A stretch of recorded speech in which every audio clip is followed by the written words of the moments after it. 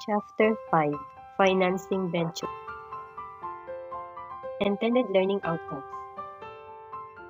A new business project does not need to have a substantial capital.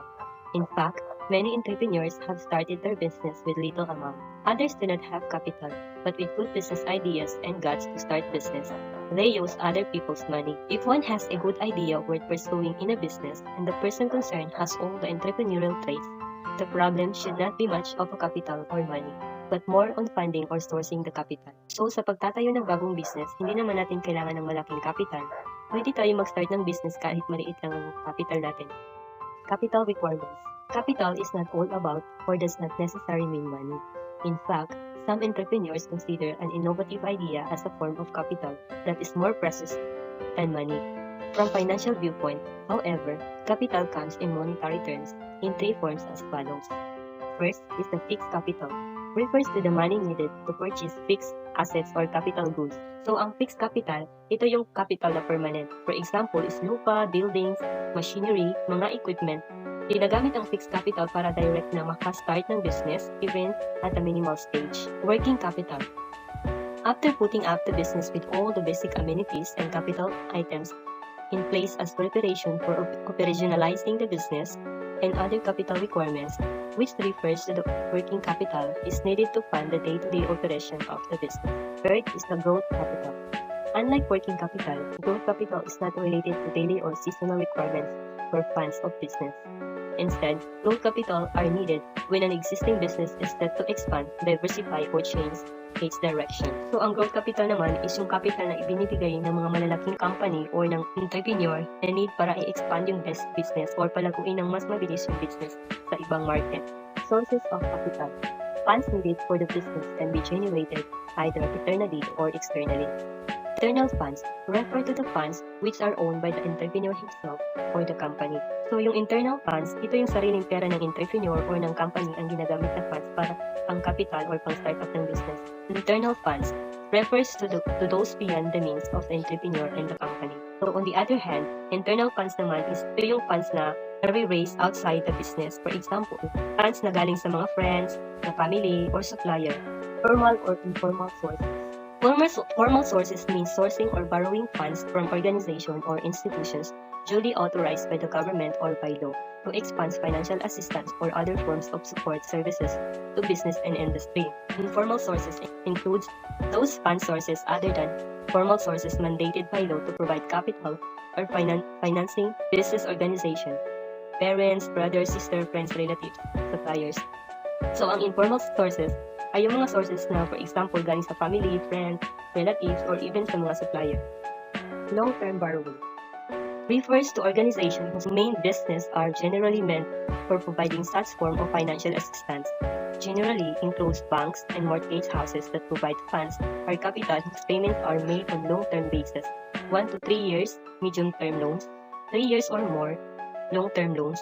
These fund sources take form of the following. Mortgage, fixed form of fund generation by way of pledging a designated property as security or collateral for loan. Bonds, these are forms of indebtedness of the issuing company that promises a fixed amount of interest to the bondholder upon maturity or called by its holders. Long-term commercial papers. LPCs are commercial documents issued by large companies with credible track records. Like bonds, LPCs carry a fixed return promised by issuer, and hence, LPC holders are guaranteed returns by buying LCP regardless of the operational outcome of the business of the issuer. Short-term creditors. Short-term creditors take the form of financiers on a short-term basis lasting 1 year or less. Short-term creditors, they are providing money, and yung debtors, hindi volume or madami ang pagkuha nila. And kapag 1 year lang ang usapan, yun lang talaga. Short-term creditors, they can easily be tapped. Halimbawa, kailangan mo ng pera kasi may dumating na product sa'yo. So, madali lang silang lapitan. Types of short-term creditors. Number 1, commercial banks. Commercial banks are duty-bound to provide both short-term and long-term financing to any viable business project. Magbigay sila ng money, then earning back interest and fees from these loans. The main purpose of commercial banks is makaprovide sila ng financial services to the debtors. Therefore, makonclude natin na ang main purpose ng commercial banks is to create credit. Merchandise suppliers. The company's inventory or stock can be procured either through cash or credit terms. Merchandise suppliers, nagbibigay sila ng inventory, items or product. Credit card companies is the most convenient yet the most expensive loan terms you can find in town. Pero dapat very careful ka. May precautionary measures ka kasi ang ibang credit card companies is mataas magkuha ng interest. 4. Capital equipment suppliers. In their desire to sell equipment, suppliers will often make every favorable term available even to new companies. Capital equipment is equipment that you use to manufacture a product, provide a service, or use to sell, store, and deliver merchandise. Leasing companies, they make possible the procurement of capital items or equipment for the company. Leasing company provides a physical asset or service for use by a commercial client or individual for an established period of time in return for regular payments known as financial leasing. Receivable factors. Accounts receivable refer to the money a company's customers owe for goods or services they have received but not yet paid for. Last, deferral of payables in general. The period of time a firm takes to pay back their suppliers or creditors for their material purchases. Venture capital companies refer to private and for-profit organizations that provide funds to new businesses ventures by way of purchasing equity positions in new or young businesses believed to have potentials to produce maximum returns within short period of time. Magbigay sila ng funds doon sa mga tao. Halimbawa, ikaw yung aspiring businesswoman or businessman. Bale, maglapit ka doon sa company na yun para makahiram ka ng pera for your startup business. Sources. First, lending investors are authorized na magbigay or magpahiram. They are licensed by the BSP or Bangko Sentral ng Pilipinas. Yung pera na ipaano nila is galing pa sa BSP. Second, government institutions. Halimbawa, apektado ng calamities yung business mo. So, since may government institutions, they are providing funds para makabangon uli. NGO or non-government organizations. Non-profit organizations serve as additional help aside from the programs and funds from the government. Political sources. Maano ito siya during election. Halimbawa, di ba gusto mo magplan ng business, then may kakilala kang politician. So, pwede ka maghingi or mag-ask ng help sa kanila para may ma-recommend siyang lending investors na kilala niya or bigyan kanya ng mismo sariling pera niya. Friends and relatives. Sa mga friend and relatives na medyo nakakaangat sa buhay, mga ganun. Purchase order financing. Purchase order or PO financing is an arrangement where a third party agrees to give a supplier enough money to fund a customer's purchase order. Employees. Sa mga employees, pwede din. Lalo na kunyari ako, bago pa lang sa business, tapos ikaw na kasamahan ko sa company is matagal na nagtatrabaho doon, so pwede ako mag-ask ng help sa iyo. Usurers is a person who lends money at unreasonably high rates of interest. Usury happens when the interest rate charged by a tender to a borrower is higher than the lawful limit. What are the stock market and IPO? Stock market, a network of stock exchanges where traders and investors buy and sell shares of publicly traded companies. Entrepreneurs should then look at external sources where internal capital is not possible. Availing of the benefits of the stock market via initial public offering can be explored. Going public is either an opportunity or a threat. IPO, initial public offering, the process by which a private company can go public by sale of its stocks to general public. A company's ownership is transitioning from private ownership to public ownership. It is an higher evaluation that what an entrepreneur could expect from other avenues. Better price can be realized from going public logical choice. The stock market is considered a capital market because it provides long-term financing for companies. So let's understand the IPO. The IPO has stages: the pre-IPO transformation stage, the IPO transaction stage, and the post-IPO transaction stage. The pre-IPO transformation stage is the restructuring phase when a private company sets the groundwork for becoming public traded. The IPO transaction stage is the stage usually takes place right before the shares are sold. This phase involves achieving goals that should enhance the initial valuation of the firm. And the third is the post-IPO transaction stage. This stage involves the execution of the promises and business strategies the company committed to in the preceding steps. What is the IPO process? It is the initial public offering. IPO process is where a previously unlisted company sells new or existing securities and offers them to the public for the first time. The steps a company must undertake are: select a bank to advise the company on its IPO and to provide underwriting services.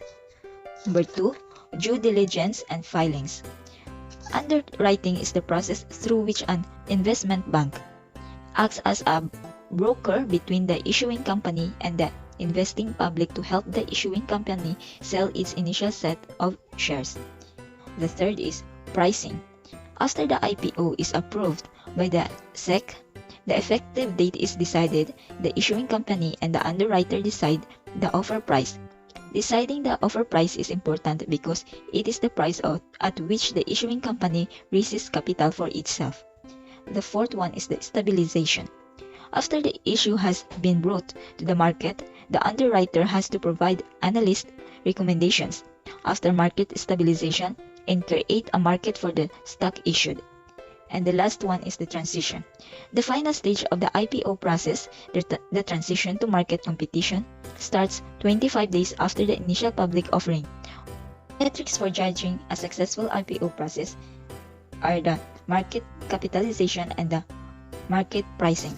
The market capitalization is the IPO is considered to be successful if the company's market capitalization is equal to or greater than the market capitalization of industry competitors within 30 days of the initial public offering. Market pricing. The IPO is considered to be successful if the difference between the offering price and the market capitalization of the issuing company 30 otherwise is the performance of the IPO question.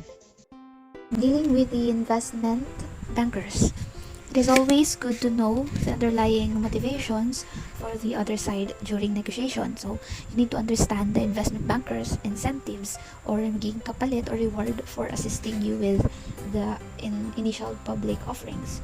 There are negative aspects associated with the IPO. The issuing firm is rewarding the underwriter for the services through the fees paid and participation as well. But the economics for helping with an IPO is not really rewarding like direct involvement with corporate acquisition. Thus, some argues that IPOs are underpriced.